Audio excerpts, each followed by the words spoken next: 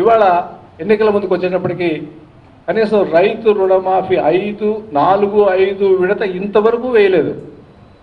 ఇంతవరకు 4వ విడత 5వ విడత వేయాల్సినటువంటి డబ్బు వాళ్ళ అకౌంట్లోకి వెళ్లకుండా ఇన్ని వేల పథకాలని ఈ 4 రోజుల్లో ప్రకటిస్తూ రేపు పోస్ట్ డేటెడ్ చెక్కులు కూడా ఇచ్చి మహిళలకు ఇవ్వాల్సినటువంటిది వడ్డీ రాయితీ అనేటటువంటిదే 6,000 కోట్లు రావాలి. ఇది ఆమంచి కృష్ణమోహన్ చెప్తా ఉంటాడు. 6,000 కోట్లు వడ్డీ రాయితీ మహిళలకి, డ్వాక్రా మహిళలకి ఇవ్వాల్సినటువంటిది ఇవ్వకుండా ఇవాళ పోస్ట్ డేటెడ్ చెక్కులు ఇచ్చి 2,000, 3,000, 3,000, 9,000 ఇస్తున్నామని చెప్పడం, ఇంకా అనేకము. ఎక్కడ రాష్ట్రంలో ఎక్కడా కూడా గ్రామాల్లో రోడ్లు వేశారు.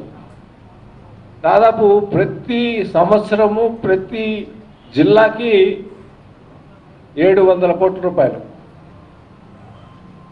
ఇది కేంద్రం నుంచి వచ్చేటటువంటి ఉపాధి హామీ నిధులు. అంటే 5 సంవత్సరాల్లో 35,000 నుంచి 40,000 కోట్లు.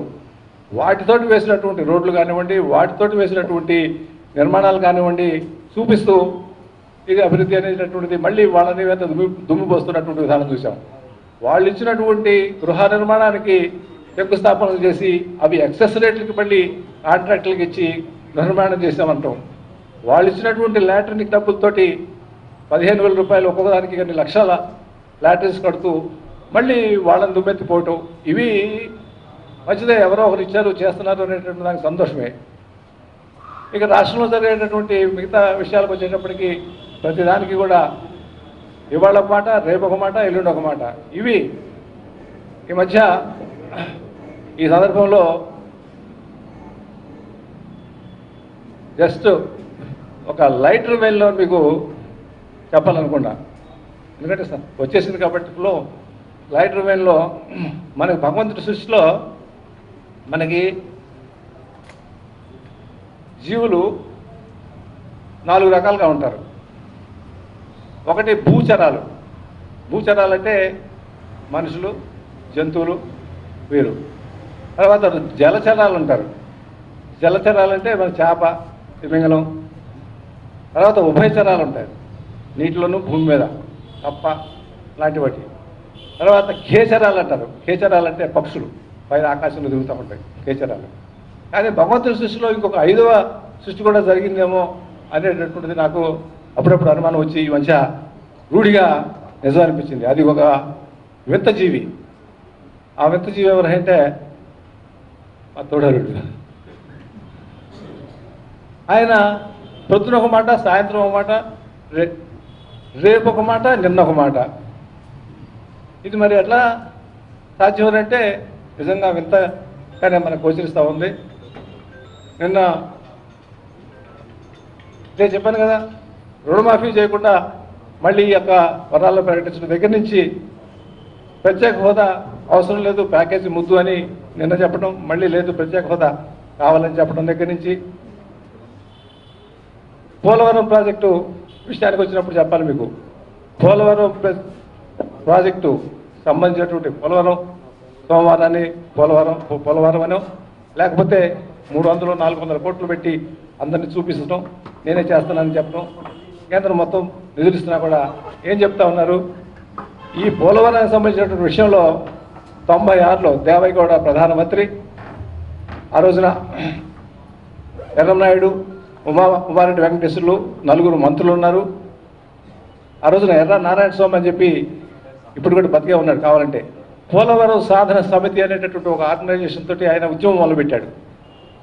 వీరభద్రరావు అని చెప్పి కడియం ఎమ్మెల్యే సైకిల్ యాత్ర చేశాడు ఢిల్లీ దాకా. తర్వాత దేవైగౌడ గారు సమావేశం ఏర్పాటు చేసి ఆ సమావేశంలో ఈ మంత్రులు ఉన్నారు, ప్లానింగ్ బోర్డు చైర్మన్ మధుదండావతే ఉన్నాడు, ఫైనాన్స్ సెక్రటరీ ఉన్నారు, జనవరుల సెక్రటరీ ఉన్నాడు, జనవరుల శాఖ మంత్రి ఉన్నాడు. అందరినీ కూర్చోబెట్టి పోలవరానికి మీరు పంపించండి రిపోర్టు, దాని ఎస్టిమేషన్ వేసి నేను దాన్ని శాంక్షన్ చేస్తానని చెప్పి ఆంధ్రజ్యోతిలోనే వచ్చింది. అది నా దగ్గర నిక్షిప్తంగా పెట్టుకున్నాను, చూపించడం సాధ్యం కాదు, దీంట్లో ఉంది, ఆంధ్రజ్యోతిలోనే వచ్చింది. ఆయన చెప్పినటువంటి మాట. ఆ రోజు చంద్రబాబు గారి యొక్క ప్రవర్తన ఏంటో తెలుసా? పోలవరం లేదు, గెలవరం లేదు.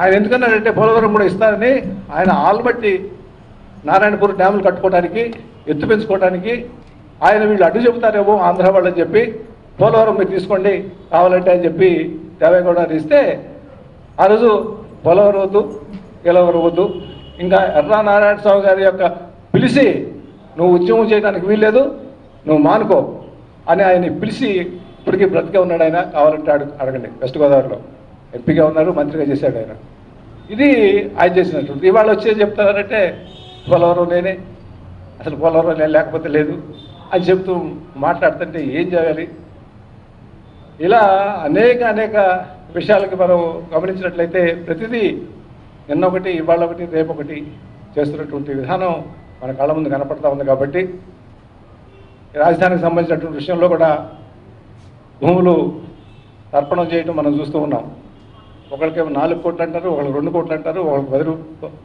అది అంటారు ప్రభుత్వ రంగ సంస్థలు అయితేనేమో 2 కోట్లు 3 కోట్లు అదే కావాల్సినటువంటి వ్యక్తులకైతే ఏ విధంగా ఇస్తున్నారో మనం చూస్తాం నిర్మాణం చేయండి కానీ ఇప్పటి వరకు గ్రాఫిక్స్ చూపించి ఎవరైనా 5 సంవత్సరాలు ప్లాన్ అంటే ఏమంటారు ఆకృతులు డిజైన్స్ అప్రూవ్ చేయడానికి 5 సంవత్సరాలు పడుతుందండి ఇచ్చిన డబ్బులేమో తాత్కాలిక నిర్మాణాలు చేసుకుంటూ అవేమో ఎక్కువ ఎస్టిమేట్స్కి వేసి సరైనటువంటి నిర్మాణం లేకుండా కారుతూ ఉంటే మళ్ళీ యూసీలు ఇవ్వమంటే తప్పుడు యూసీలు ఇచ్చి కేంద్రానికి తప్పుడు యూసీలు ఏది మేము ఆ క్వార్టర్స్ కట్టాము ఈ క్వార్టర్స్ కట్టాము ఎమ్మెల్యే క్వార్టర్స్ కట్టాము ఎంపీ క్వార్టర్స్ కట్టాము లేకపోతే ఆఫీసర్స్కి ఇల్లు కట్టామని చెప్పి చెప్తూ వస్తున్నారు ఇక్కడికి వస్తే లేవు ఇంకా అంతెందుకు నేను మనకి విజయవాడకి గుంటూరుకి 500 కోట్లు మురుగు కాలువలకి ఇస్తే మురుగు కాలువలు అంటే డ్రైనేజ్కి ఇస్తే ఇంతవరకు 50% చేశారా 60% చేశారా ఇది ఒక్కటి చాలు మీకు నేను చాలా చోట్ల చూశాను ఇక్కడ తవ్వేసి ఉంటాయి నిర్మాణం పూర్తి కాల 500 కోట్లు ఇస్తే మనకి ఇక్కడ నిర్మాణం పూర్తి కాల 5 సంవత్సరాలు అవుతా ఉంది అది అధికారికంగానే చెప్పారు ఒక 3 నెలల క్రితం మేము గొడవ చేస్తే మేము 22% చేసాం 32% చేసామని చెప్పి అధికారికంగా చెప్పారు అదేవిధంగా మన ఫ్లైఓవరు ఏది ఆ వారధి కరకదుర్గ దగ్గర ఫ్లైఓవరు ఇప్పటికీ పూర్తి కాలేదు మరి నితిన్ గడ్కరీ గారు వచ్చి 60,000 కోట్లకి రింగ్ రోడ్డు సహా అనంతపురం అమరావతికి రోడ్డు మీరు ఎక్వైర్ చేసి మీరు డిపిఆర్ పంపించండి మేము శాంక్షన్ చేస్తామంటే అయ్యేమో ఇవ్వరు ఉక్కు ఫ్యాక్టరీ సరైనటువంటి రిపోర్ట్ పంపించమంటే పంపించకుండా మేమే చేస్తాం మీరు చేస్తాం మేమే చేసుకుంటాం అన్నప్పుడు ఇక అడగడం ఎందుకు అలాగే రామాయపట్నం పోర్టుకి మీరు ప్రపోజల్ పంపించండి అనంటే పంపించకుండా మొన్నటి వరకు కాలయాపన చేసి ఇప్పుడేదో శంకుస్థాపన చేయడం ఎలక్షన్స్ ముందు శంకుస్థాపన చేయడం ఈ ఎలక్షన్స్ ముందు ఈ శంకుస్థాపనలకు మళ్ళీ కోట్లు నేను ఈ మధ్య ఇంకొకటి కూడా చెప్పాలి మీకు ఈ మధ్య ఒక ఆయన మా రాధాకృష్ణ గారు జ్యోతి మిత్రులు ఉండొచ్చు నాకు మిత్రుడే రాధాకృష్ణ నాకు చెప్పాలని లేదు కానీ తప్పదు ఎందుకంటే మొన్న కొత్త పలుకు అనే దాంట్లో నా మీద ఇష్టానుసారంగా రాశాడు నేనంట అసూయ ఈర్ష్య పడుతున్నానని చెప్పి రాశాడు ఆయన ఎందుకు చంద్రబాబు గారు ముఖ్యమంత్రి అయినందుకు నేను అసూయ ద్వేషం ఈర్ష్య నేను పడుతున్నాను నేను 5 సంవత్సరాల్లో చాలా ఆనందంగా ఉన్నా కానీ నాకు అసూయ ఈర్ష్య కాదు చంద్రబాబు మీద జాలి ఎందుకో తెలుసా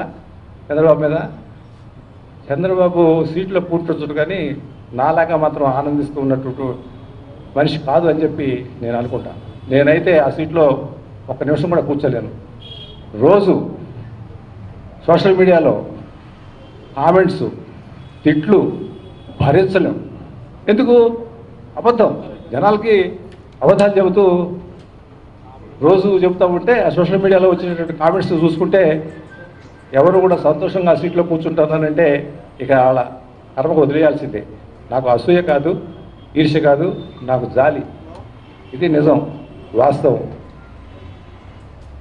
ఆయన మీద రోజు పడేటటువంటి సెటైర్లు ఆయన్ని ఇది అఖిలేష్ యాదవ్ లేకపోతే మాయావతితో ఒకటే అని అంటారు కానీ వాళ్ళు పక్కకు వచ్చి మాట్లాడేది ఇది ఇంగ్లీషు రాదు, తెలుగు రాదు అనకూడదు. కానీ వాళ్ళు ఈయన మాట్లాడేది ఏంటో భాష మనకు అర్థం కాదనేటువంటి తీరులో మాట్లాడుతున్నాడని వాళ్ళు నవ్వుకుంటున్నటువంటి తీరు చూసాం.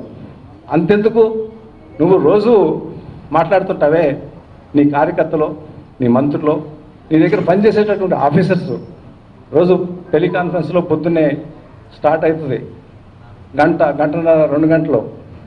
ఆఫీసర్స్ తర్వాత బయటకు వచ్చి చెప్పుకుంటారు, ఏంట్రా బాబు ఈ శుద్ధి ఈయన. ఒక కలెక్టరు ఈ మధ్య చెప్పాడు నాకు, మా జిల్లాకి వార్తావాణి న్యూస్ ఛానల్ ఎప్పటికప్పుడు రాజకీయ, సినీ విశేషాలు, స్పోర్ట్స్ మరియు సాంకేతిక పరమైన మరెన్నో విషయాలను మన ముందుకు తెస్తుంది. మరింత సమాచారం కొరకు వార్తావాణి న్యూస్ ఛానల్ ని సబ్స్క్రైబ్ చేయండి.